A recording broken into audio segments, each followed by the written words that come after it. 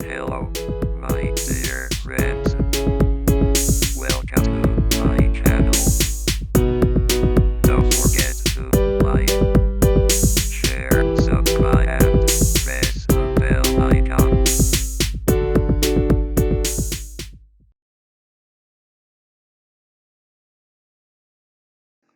So आज हामीले सुरु गर्छौं रिसिभेबल म्यानेजमेन्ट है।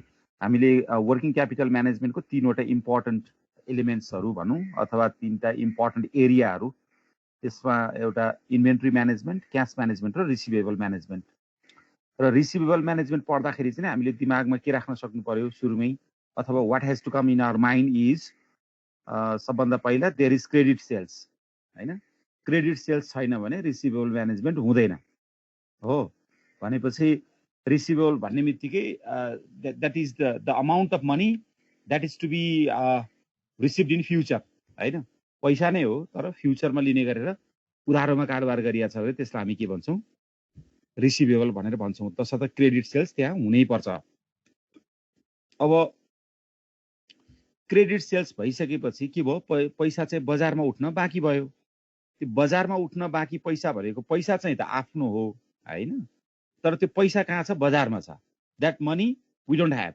त्यो फर्मसँग अर्गनाइजेसनसँग पैसा चाहिँ छैन, तर के भइरहेछ त, पैसा उठ्नु चाहिँ छ। करेन्ट एसेट्सको पार्ट बजारमा छ हो। त्यो पैसा धेरै उठ्न बाँकी रह्यो भने हामीले हिजो भने जस्तै के हुन्छ, त्यो फर्मले लगानी गर्न पाउँदैन र त्यो आइडल करेन्ट एसेट्सको रूपमा बस्छ। तसर्थ यस्तो तरिकाले उधारो दिनु पर्यो जसले गर्दाखेरि त्यो कस्ट अफ होइन एडिसनल फन्ड त लाग्छ नि। त्यो रिसिभेबल भन्ने बित्तिकै के गर्नु पर्यो, सेल्स गर्नु पर्यो। सेल्स गर्नको लागि तपाईँको प्रोडक्सन गर्नु पर्यो, फन्ड त लाग्छ। त्यो फन्डलाई यसरी टाइअप गर्नु पर्यो कि आउटफ्लो र इनफ्लोलाई सकेसम्म म्यानेज गर्न सक्नु पर्यो र कस्ट मिनिमम हुनु पर्यो र प्रफिट चाहिँ के हुनु पर्यो, म्याक्सिमाइज गर्न सक्नु पर्यो। तसर्थ क्रेडिट पोलिसीले कसरी ल्याउनु पर्यो भने सेल्स चाहिँ म्याक्सिमाइज होस् हैन, र सकेसम्म क्यास फ्लोमा चाहिँ असर नगरोस् र त्यसको कस्ट के परोस्, कम परोस् र त्यसको प्रोफिटेबिलिटी के होस्, ज्यादा होस्। र केही स्पेसिफिक प्रपोजेसहरू छन् यसका, अब यहाँ राखिएको छ, तपाईँहरूले यसलाई हेर्नुहुन्छ हैन। अहिले मैले जे कुराहरू भने हैन, तिनै कुराहरू यसमा रिपिट हुने हो हैन। कसलाई क्रेडिट दिने, कसलाई नदिने, सबभन्दा पहिला त त्यो इम्पोर्टेन्ट कुरा हो नि हैन। क्रेडिट कस्टमर चाहिँ के गर्नु पर्यो, स्क्रिन गर्न सक्नु पर्यो। जसलाई पायो त्यसलाई त क्रेडिट त दिन सकिन्न। तिनीहरूलाई कसरी स्क्रिनिङ गर्ने अहिले हामी एकछिनमा पढ्छौँ। र अघि मैले भने रिसिभेबलमा इन्भेस्टमेन्ट गर्दाखेरि कस्ट अफ रिसिभेबल के हुनु पर्यो, सकेसम्म कम हुनु पर्यो। पैसा नउठ्ने चान्सेसहरू पनि एकदम कम हुनु पर्यो हैन। तर त्यसले के बढाइदिनु पर्यो, सेल्सलाई बढाइदिनु पर्यो हैन। र त्यसको सबैको रोल चाहिँ के हो, trade off in between cost and benefit चाहिँ के हुनु पर्यो, अर्गनाइजेसनले म्यानेज गर्न सक्नु पर्यो, मेन्टेन गर्न सक्नु पर्यो। र अघि भर्खर भनेको कुरालाई सपोर्ट गर्नको लागि मैले केही स्लाइड्सहरू यहाँ राखेको छु। So you need to go through that slides. तर हामी अहिले केही डिस्कसन गरौँ। क्रेडिट कसलाई दिने त, क्रेडिट सबैलाई दिन सकिन्छ कि सकिन्न हैन। We don't have that practice. हामीसँग त्यो यस्तो खालको प्र्याक्टिस छ जस्तो मलाई लाग्दैन। Only we have the practice of giving loans from the banking and financial institutions to the credit customers हैन। अब नेपालमा चाहिँ प्र्याक्टिस भनेको के छ भनेदेखि ब्याङ्किङ एन्ड फाइनेन्सियल इन्स्टिट्युसनबाट क्रेडिट कस्टमरलाई लोन दिने चाहिँ प्र्याक्टिसमा छ। तर हामीले क्रेडिट कस्टमरको रूपमा सेल्स गर्ने चाहिँ त्यति धेरै छ जस्तो देखिन्न हैन कमन पिपलमा। जस्तो अब तपाईँको डेली फुड आइटम्सहरू, सुन, वाटेभर भनौँ न, त्यस्तो रियल एसेट्सहरू, रियल गुड्सहरू चाहिँ तपाईँको क्रेडिटमा यो स्ट्यान्डर्ड टर्म्सहरू राखेर दिने गरेको त्यस्तो देखिँदैन हो। तर पनि अभियसली अब केही समयपछि, केही वर्षपछि आउला हैन। हामीले पढ्दै गएको कुराहरू, कति कुराहरू नेपालमा आइसकेका छ नि, नआएको त होइन। भनेपछि वर्ल्डमा प्र्याक्टिस भइसकेका छ। नेपालको अब डेभलपिङ इकोनोमी हो, कुनै न कुनै दिन आउला। Let's hope that way. अब क्रेडिट पोलिसी भनेको चाहिँ simply this is the guideline whether to extend credit to the customer or not, or if to extend how much credit to extend. पहिला त क्रेडिट दिने कि नदिने हैन, दिने हो भने कुन लेभलसम्म दिने हो। त्यसको लागि क्रेडिट पोलिसी डिसिजन गर्नको लागि चाहिँ यो तीनवटा एलिमेन्टमा चाहिँ विशेष ध्यान दिनुपर्ने हुन्छ। Number 1, credit standards credit standard meet गर्छ कि गर्दैन त त्यो कुरा हेर्नु पर्यो। क्रेडिट टर्म्स कस्तो राख्ने, कस्तो क्रेडिट टर्ममा दिएको हो, र क्रेडिटमा दिइसकेपछि कलेक्सन पनि त गर्नु पर्यो नि। कलेक्सन पोलिसी पनि पहिले डिटर्मिन गर्नु पर्यो हैन। कलेक्सन पोलिसी पनि पहिले नै के गर्नु पर्यो, डिटर्मिन गर्न सक्नु पर्यो। ओके, सो यो तीनवटा कुराहरूमा चाहिँ हामीले we have to take care, हामीले ध्यान दिन सक्नु पर्यो। के रहेछ त क्रेडिट स्ट्यान्डर्डमा के कुराहरू पर्छ त 5 C's भनेर भन्छौँ हामी, 5वटा सी। त्यो 5वटा सी को आधारमा यसलाई स्कोर गरिन्छ। हेर्नुस् है 5 C's के हो त त्यो 5 C's हैन। यो हामीले 5 C's भनेर कमनली भन्छौँ। फर्स्ट हो तपाईको क्यारेक्टर। क्यारेक्टरले तपाईको क्रेडिट कस्टमरको क्यारेक्टरलाई रिफ्लेक्ट गर्छ। Moral character is very important हैन। क्यारेक्टर कस्तो हो, क्रेडिटमा लिइसकेपछि फिर्ता गर्नु पर्यो नि त हैन, भनेपछि character is very much important. अनि अर्को क्यारेक्टर त एकदमै राम्रो छ हैन। पैसा तिर्छु भन्ने मान्छे पनि हो, तिर्ने पनि हो, क्रेडिटमा लगेपछि तिर्नुपर्छ भन्ने मान्छे पनि हो, तर क्यापासिटी टु पे छ कि छैन, क्यापासिटी पनि हुनु पर्यो हैन। तिर्न सक्ने क्षमता पनि डिजर्भ गर्नु पर्यो। र अर्को त्यसलाई ब्याकअप गर्ने क्यापिटल के छ, उहाँको क्यापिटलको स्ट्रक्चर के हो। तसर्थ हामीले क्यापिटल स्ट्रक्चरमा के भन्छौँ, 100% लोनबाट कम्पनी त सुरु हुँदैन हैन। हामी त्यही भएर सबै 70-30 60-40 भन्छौँ नि। 70% चाहिँ ओनरको क्यापिटलबाट, 30% केबाट, डेट क्यापिटलबाट। भनेपछि यसले के बुझायो त, क्यापिटल चाहिँ कति इन्भेस्ट गरे हो त उनीहरूले, द्याट इज इम्पोर्टेन्ट। किनभने आफ्नो क्यापिटल युज गरेको छ भने बल्ल त्यो कम्पनीमा के हुन्छ, इन्भेस्टरहरूको माया पनि धेरै हुन्छ, उनीहरूको लगाव पनि धेरै हुन्छ। ओके, मैले यति कुरा गरेँ। र कोल्याट्रल छ कि छैन, भोलि चाहिँ अझ त्यही भएर हामीले अहिले ब्याङ्किङ इन्स्टिट्युसन्सहरूको कुरा गऱ्यौँ। ब्याङ्किङमा चाहिँ अलिक धेरै राम्रोसँग बुझिन्छ नेपालमा हैन। कोल्याट्रल छ कि छैन, मोर्गेज गर्न सक्छ कि सक्दैन, र फाइनेन्सियल कन्डिसन कस्तो हो, कन्डिसन्सको कुरा। यो 5 C's को आधारमा स्कोरिङ गरिन्छ, पोइन्ट निकालिन्छ, र कम्पनीहरूले अथवा क्रेडिट दिने इन्स्टिट्युसन चाहिँ आफ्नो आफ्नो तरिकाले कति राखेको हुन्छ उनीहरूले त्यो पोइन्ट मिट गर्ने होला उनीहरूले क्रेडिट दिन्छन्। This is called credit standard. भनेपछि यसले वास्तवमा अरू के गर्ने छ, यसले फाइनेन्सियल स्ट्रेन्थ नै चेक गर्ने हो के कस्टमरको हैन, र कस्टमरको चाहिँ क्रेडिट वर्थिनेस नै चेक गर्ने हो, अरू त खास के हो र हैन। क्रेडिट दिन ठिक छ कि छैन भनेर चेक गर्ने हो। र त्यस पछाडि अघि नै हामीले भनिहाल्यौँ, क्रेडिटमा दिइसकेपछि पनि कम्पनीको सोल अब्जेक्टिभ भने चाहिँ के हो, प्रोफिटेबिलिटी म्याक्सिमाइज गर्ने नै हो। फेरि हेर्नुहोस्, क्रेडिट दिनु भनेको सेल्स बढाउने हो नि हैन, सेल्स बढाउने हो नि। अनि उसको चाहिँ इम्प्याक्ट चाहिँ के हुनु पर्यो भने प्रोफिटेबिलिटीमा पर्नु पर्यो, त्यो पनि बेटर इम्प्याक्ट पर्नु पर्यो। अब यो कुरा चाहिँ धेरै इम्पोर्टेन्ट छ है, तपाईँलाई कहिलेकाहीँ सोधिरहेको हुन्छ। भेरी सिम्पल थिङ, धेरै सिम्पल कुरा हो, तर कहिलेकाहीँ यो मैले जुन रातोमा लेखेको छु त्यो कुरा सोधिरहेको हुन्छ। यसलाई हामी अहिले बुझ्छौँ, म तपाईँलाई सोध्छु, म पहिला भन्छु अनि हेर्नुहोस्। जब क्रेडिट स्ट्यान्डर्ड चेक गरिसकेपछि ल कम्पनीले क्रेडिट दिने भनेर भन्यो, क्रेडिट त दिने, तर कुन टर्म्सको आधारमा दिने, कस्तो खाले रिपेमेन्ट मोडल राखेर दिने, कसरी दिने त त्यो पनि त क्लियर हुनु पर्यो। So credit terms are specified this way. For example 2/10 net 30, what does it mean, यसले के भनेको हो, तो ध्यान दिएर सुन्नुहोस् है, अहिले पछि म सोध्छु। ओके, 2/10 नेट 30 भनेको कस्तो हो भनेदेखि नि, क्रेडिट कस्टमरलाई क्रेडिटमा सेल्स गरेपछि, सुन्नुहोस् है, क्रेडिट कस्टमरलाई क्रेडिटमा सेल्स गरेपछि भन्नुको मतलब क्यासमा सेल्स होइन, उधारोमा सामान बेचेपछि, उधारो दिएपछि, whatever we call it, त्यो जति अमाउन्ट छ नि बिलमा तिर्नुपर्ने, त्यो बिलमा तिर्नुपर्ने अमाउन्ट 30 दिनभित्र चाहिँ तिर्नै पर्छ। सुन्नुहोस् है के भनिरहेको छु म, त्यही हेरेर 2/10 नेट 30 30 दिनभित्र चाहिँ तिर्नै पर्छ। तर क्रेडिट कस्टमरले 10 दिनभित्र तिर्नु भयो भने 2% डिस्काउन्ट पाउनुहुन्छ। Keep in your mind, 2% discount will be allowed if the bill is paid within 10 days. Otherwise, bill should be paid within 30 days, but with no discount. 11औं दिनदेखि 30 दिनसम्म डिस्काउन्ट छैन। 10 दिनभित्र तिर्नु भयो भने 2% डिस्काउन्ट पाउनुहुन्छ केमा, बिलमा, भएको अमाउन्टमा। तसर्थ यो 2 लाई पर्सेन्ट नलेखे पनि हामीले आफैले जान्नुपर्छ। 2 indicates discount percent, cash discount percent अर्थात् discount rate, whatever we call it. अनि 10 indicates discount period, 30 indicates credit period. हेर्नुहोस् 30 इन्डिकेट्स क्रेडिट पिरियड।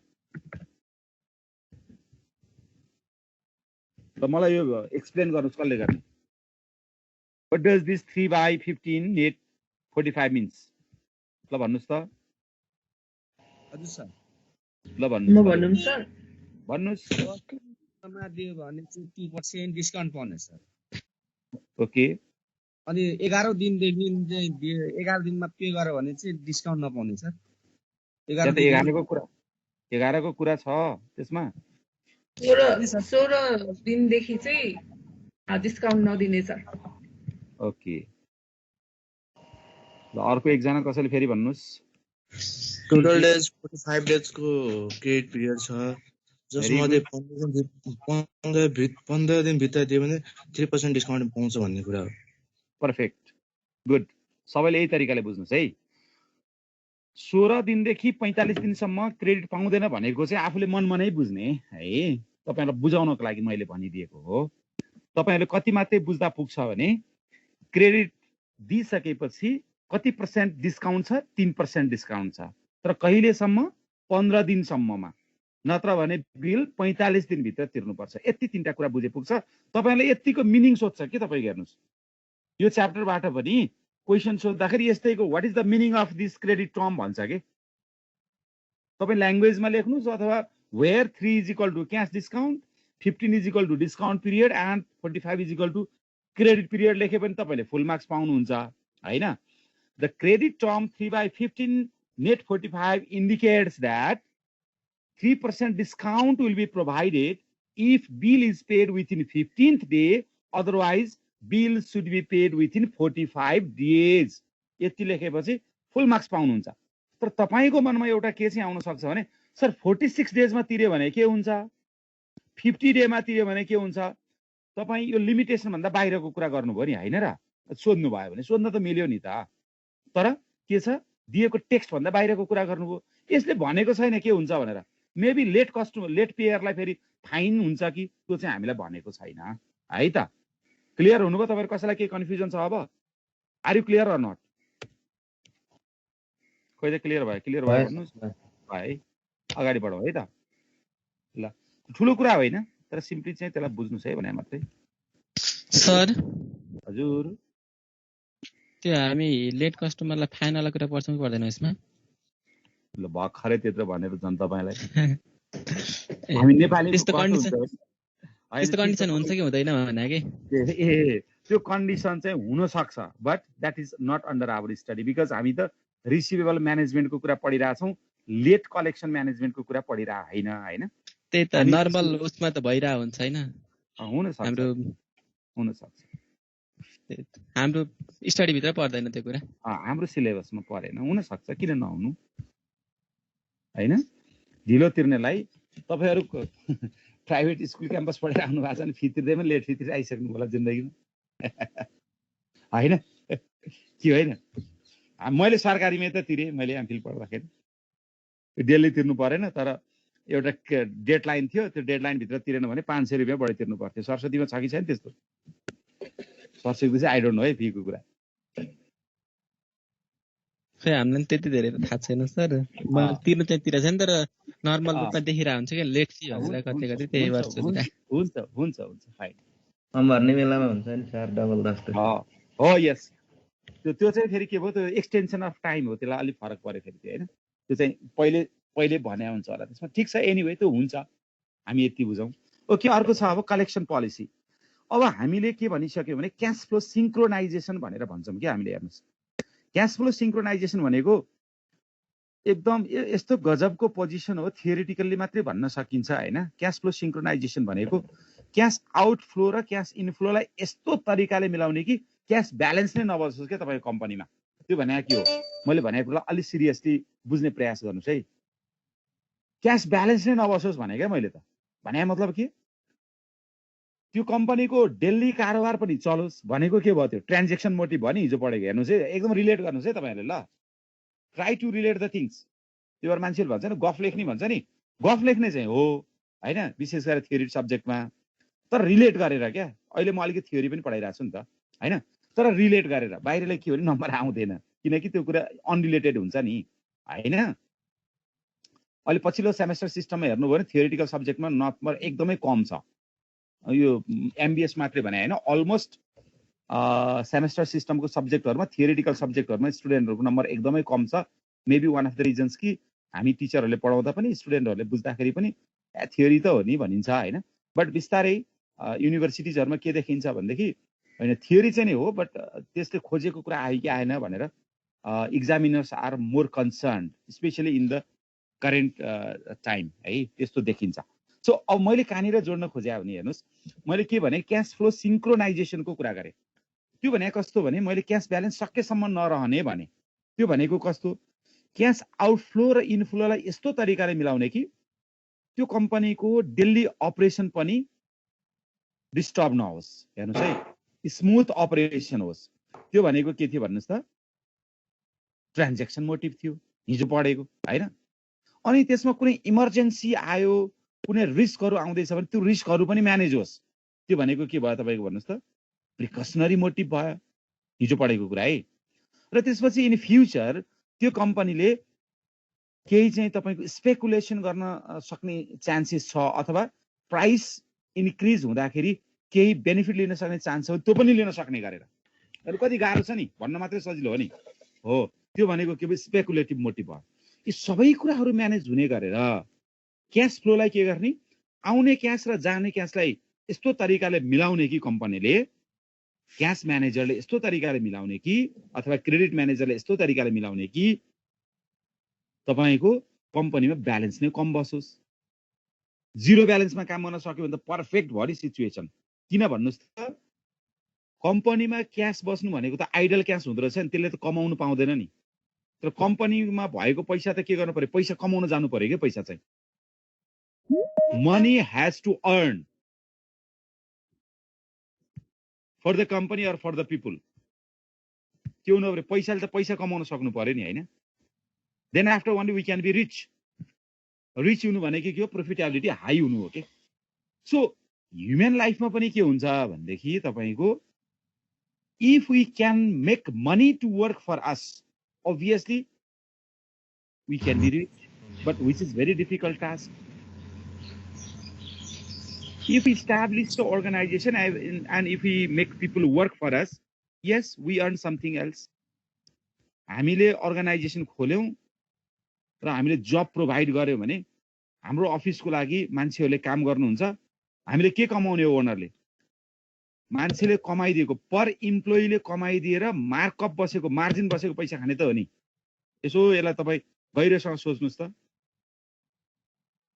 तपाईँहरू पनि कहीँ काम गर्नुहुन्छ होला म पनि काम गरिराखेको छु होइन हाम्रो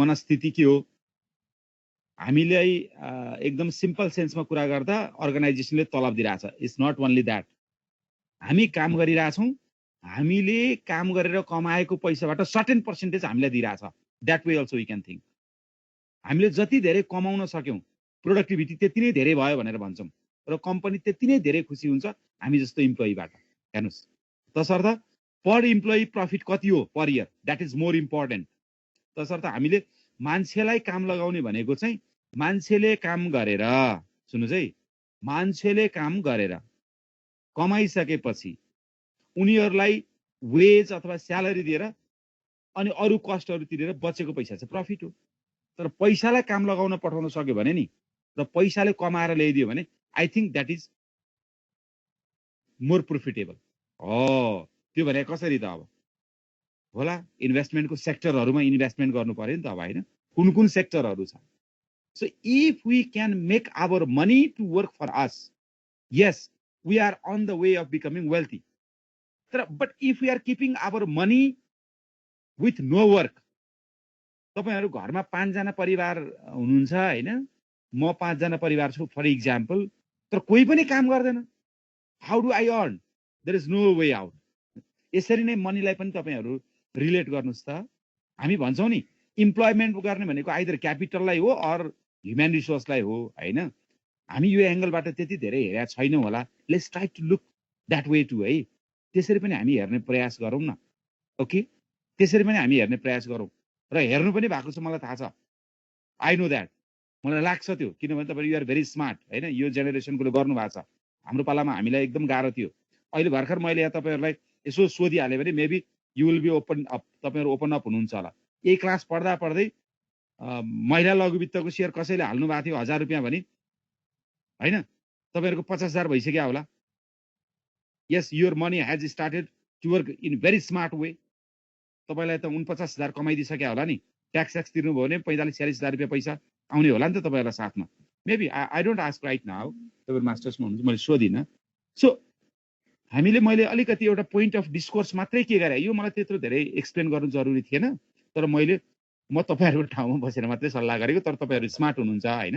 हामीहरूको पालामा चाहिँ नि हामी यसरी पढ्नै पाउँदैन थियौँ। हाम्रो अलिक फरक नै थियो सिनारियो।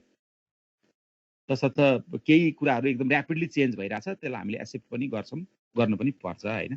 सो मैले यति मात्रै भने कि प्रोडक्सन गर्ने दुईवटा फ्याक्टरहरू, एउटा ह्युमन क्यापिटल अथवा ह्युमन रिसोर्स हो, अर्को क्यापिटल अर्थात् मनी हो।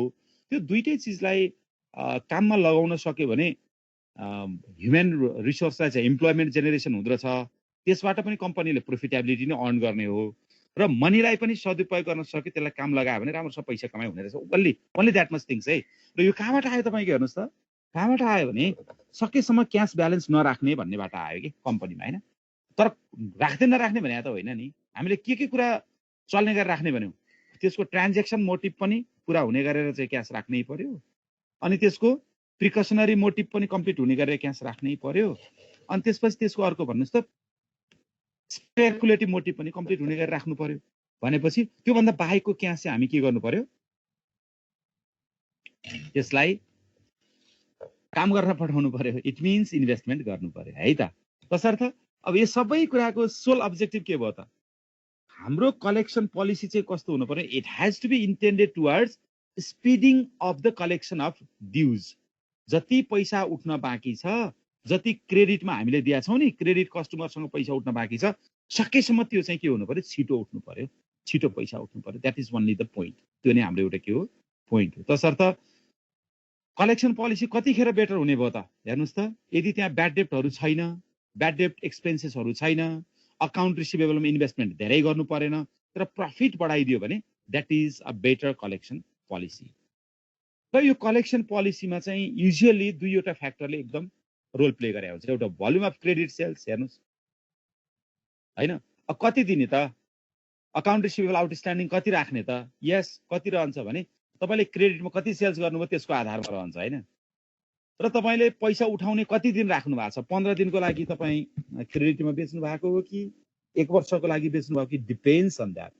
तसर्थ तपाईँको रिसिभेबल आउटस्ट्यान्डिङ कति रहने भन्ने कुरा चाहिँ स्पेसली दुईवटा फ्याक्टरले डिटर्मिन गर्दछ होइन। त्यसैलाई यहाँ अलिकति न्युमेरिकल्ली देखाइएको छ, त्यसमा मैले एक्सप्लेन गरिनँ। You just look forward after that, हामी त न्युमेरिकलमा गरिहाल्छौँ।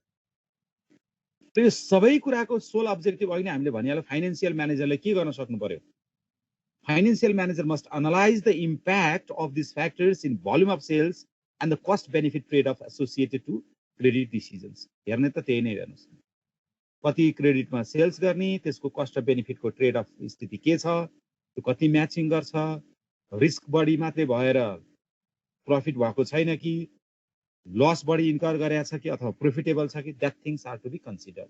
किनकि हामीले अघि भनिहाल्यौँ, कस्ट मिनिमाइज हुनु पर्यो र के हुनु पर्यो, प्रफिट म्याक्सिमाइज हुन सक्नु पर्यो। Monitoring the receivables position. अब त्यो रिसिभेबलको अवस्था कस्तो छ भनेर मोनिटर गरिरहने कम्पनीले क्लोजली होइन।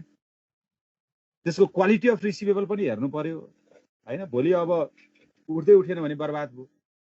अहिले तपाईँहरू ब्याङ्किङ सेक्टरमा जतिजना साथीहरू काम गरिराख्नु भएको छ, तपाईँहरू क्रेडिट डिपार्टमेन्टमा अलिकति हेड्याक भएको पनि तपाईँलाई थाहा छ होला होइन। त्यहाँको साथीहरूले कुरा गर्दाखेरि कसैले त मैले जब गरे त हो नि, अब नउठे के गर्ने त भन्ने पनि भनिराख्नु भएको छ होला होइन। अर्को कोही साथीहरूले पैसा त उठाउन पर्छ, जसरी पनि उठाउने हो, तर कसरी चाहिँ तिर्छन् त मान्छेहरूले, किनभने उनीहरूको बिजनेसै चलिरहेको छैन कोरोनामा। राष्ट्र ब्याङ्कले केही छुट दिए हुन्थ्यो अहिलेलाई, होइन, हाम्रो प्रोफिटेबिलिटीमा असर नगरे हुन्थ्यो, तपाईँको चाहिँ राइट ब्याक गर्नु नपरे हुन्थ्यो, अथवा त्यसलाई चाहिँ प्रोभिजनिङ गर्नु नपरे हुन्थ्यो, whatever what you call in banking language, होइन, के भन्नुहुन्छ।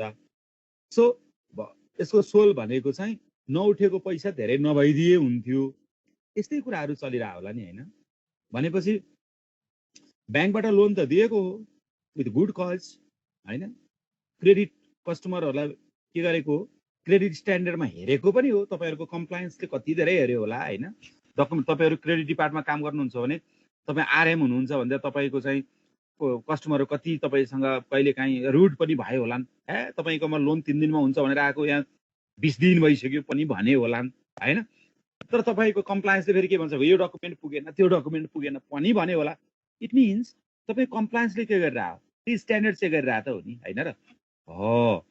लोन त दिनुभयो, होइन। सपोज तपाईँ रिलेसनसिप म्यानेजर भएरै दिनुभयो लोन, तर अब बिकज अफ दिस अब अहिलेको पेन्डेमिक भनौँ न, त्यसले गर्दाखेरि बिजनेस डाउन भयो, क्रेडिट कस्टमरले क्रेडिट तिर्न चाहनु भएन, यो अर्गनाइजेसन इज हाइली इम्प्याक्टेड, तपाईँको अर्गनाइजेसन इम्प्याक्ट भयो।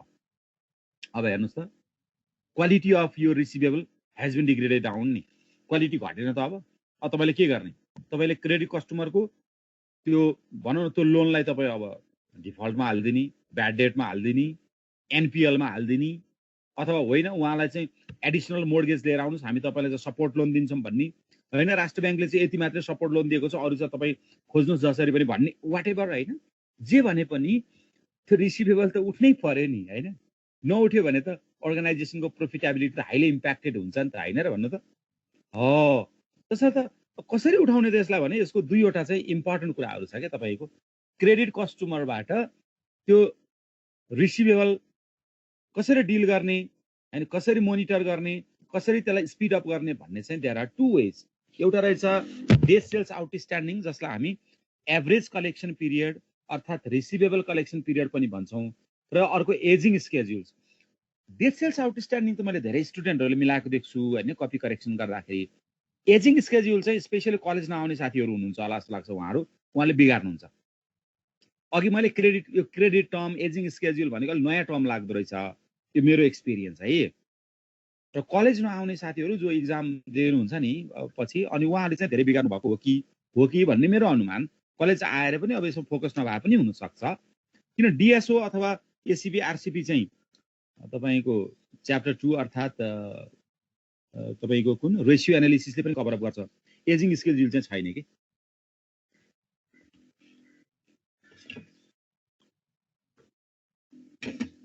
अब हेर्नुहोस्, डेज सेल्स आउटस्ट्यान्डिङले त के भन्ने हो भनेदेखि simply this indicates the average length of the time or days required to collect credit sales.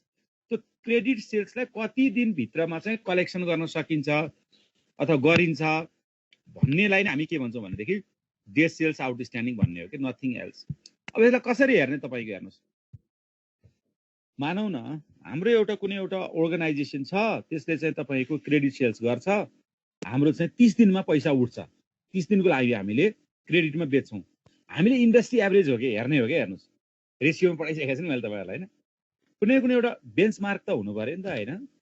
हामीले के हेर्नु पऱ्यो, हामी कस्तो अर्गनाइजेसन हो, म्यानुफ्याक्चरिङ हो, ओके, फर्निचर म्यानुफ्याक्चरर हो भने ओभरअल फर्निचर म्यानुफ्याक्चररहरूले ओभरअलमा चाहिँ कति दिनमा कलेक्सन गर्छ त्यही हेर्ने हो। र हाम्रो चाहिँ त्यो इन्डस्ट्री एभरेज भन्दा धेरै दिनमा कलेक्सन हुन्छ कि थोरै दिनमा कलेक्सन हुन्छ, that we have to think of that, हामीले त्यसलाई हेर्ने हो। यसैमा अहिले मैले क्रेडिट कस्टमरको कुराहरू पढाइसकेको छु, होइन, तपाईँहरूलाई मैले क्रेडिट टर्म्स दिएर राख्नु पर्यो, यस, त्यही नै कुराहरू मैले तपाईँहरूलाई भने। र यसको सोल अब्जेक्टिभ भनेको सकेसम्म छिटो कलेक्सन गर्ने, ओके। अर्को एजिङ स्केड्युल चाहिँ यो एकदमै सानो कुरा हो, हेर्नुहोस्, यो ठुलो कुरा चाहिँ हुँदै होइन, एकदमै सानो कुरा हो क्या।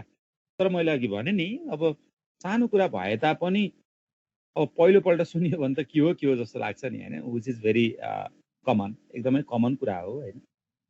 हामीले अब मैले तपाईँलाई फाइनेन्स पढाइरहेको छु, तपाईँहरू कति चाहिँ ब्याङ्कको ट्रेजरी डिपार्टमेन्टमा हुनुहुन्छ, कति इन्भेस्टमेन्ट डिपार्टमेन्टमा हुनुहुन्छ, कति क्रेडिटमा हुनुहुन्छ, तपाईँहरूले चाहिँ नि त्यहाँ युज भइरहेको टर्मिनोलोजी मलाई यहाँ सोध्नु भने मलाई नआउन सक्छ हैन मैले पक्नु चाहिँ म भोलि भन्छु भनेर खोज्न पर्ने हुन सक्छ विच इज भेरी कमन एकदम कमन कुरा हो त्यस्तै स्टुडेन्टलाई पनि हैन एकदम टर्मिनोलोजी नयाँ आयो जुन कुरा सुनिएको थियो यस त्यो थाहा हुँदैन which may be very easy but it might be the first time of hearing that हो एजिङ स्केड्युल भनेको सिम्पली तपाईँले के बुझ्नुहोस् भने कलेक्सन गर्नुपर्ने क्रेडिटलाई एज अनुसार ब्रेकडाउन गरिदिने कि सिम्पल म चाहिँ के सजेस्ट गर्छु भने तपाईँले यस्तै एउटा स्केड्युल बनाउनुहोस् अनि लेख्नुहोस् के एउटा इक्जाम्पल बनाइदिनुहोस् पहिला एजिङ स्केड्युल भनेर तपाईँलाई लेख्न आयो भने एउटा स्केड्युल बनाइदिनुहोस् अनि तपाईँ त्यसैलाई एक्सप्लेन गर्नुहोस् you will be awarded with very good score अब यो के हो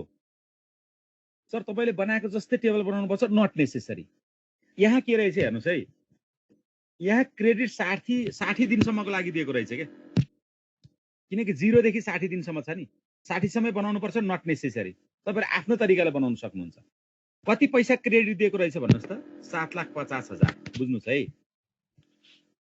7,50,000 बराबरको क्रेडिट दिएको रहेछ 60 दिनसम्म पैसा उठ्ने गरेर हो त्यो 7,50,000 लाई 100% मान्दा हामी आफैले कसरी छुट्याइदिउँ 10 दिन भित्र चाहिँ 40% कलेक्सन गर्ने 40% अफ 7,50,000 भनेको 3 लाख हुँदो रहेछ 11 देखि 30 दिनसम्म 27% कलेक्सन गर्ने भनेको 2 लाख हुँदो रहेछ एटसच बाँड्दिने तपाईले तीनटा मात्रै बनाए पनि भयो नि यो 60 दिनसम्म बनाउनु पर्दैन 0 देखि 10 11 देखि 30 हैन 11 देखि 20 भनौं न 21 देखि 30 त्यो दिन पनि तपाई आफ्नो तरिकाले छुट्याउन मिल्छ नि ल तपाईहरुले यसलाई बुझ्नुस् बुझेन भने मलाई भन्नुस् त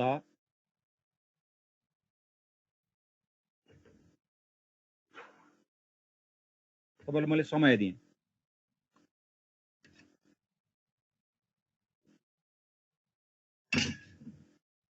ल बुझ्यौ भने बुझे भन्नुस् कुनै एक दुई जना साथीहरुले नबुझ्या भए मैले नबुझिन सर भनेर सोध्नुस् त प्लिज बुझे सर बुझे है तपाईहरुको संख्या घटिरहेछ के चाहिँ एक्जाम आएको त्यस्तो केही त हैन नि एक्जाम त सकिए हैन र सबैको एक्जामै छैन होला तपाईहरुको अहिले त कोही एकजना साथीले कम्युनिकेट गर्नुस् त what is the reason behind this अरु सब्जेक्टमा साथीहरु कति आइराख्नु भएको छ यहाँ मैले त 80-85 जना देख्थे आज निकै कम देखे मैले परमानन्द जी के छ यसमा कुराकानी हजुर सर एक्जामहरु त खै कसैको आइराछ छैन क्या र हाम्रो छैन यति बेला कोही साथीहरुको अरु छ कि त नि किनभने हामी त 80-85 मैले 95-96 जनासम्म पढाएँ जस्तो लाग्छ हैन आज चाहिँ विशेष मैले मार्क गरेको अहिले लास्टमा जम्मा हामी 57 मात्रै देखिरहेछ के ल एनीवे सो मैले यसको थ्योरी कभर अप गरे हैन अब तपाईहरुलाई मैले न्यूमेरिकलमा आज पठाइदिन्छु है तपाईहरु न्यूमेरिकल हेर्नुस् तपाईहरुसँग बुक छ भने बुकबाटै हेर्नुस् which is very good practice अघिल्लो चोटी पनि मलाई सोध्नु भएको थियो आई वाज सो ह्याप्पी तपाईहरुलाई म आज मेरो इलिस्ट्रेसन प्रब्लम्सहरु पठाइदिन्छु त्यो इलिस्ट्रेसन प्रब्लमहरुबाट म तपाईहरुलाई पढाउने हो जुन कुराहरु सबै त हाम्रो बुकसँगै भएका क्वेशनहरु हुन् नथिङ न्यू एल्स कुनै नयाँ कुराहरु हैन मैले यति भने thank you sir okay have a good day ल Thanks for watching.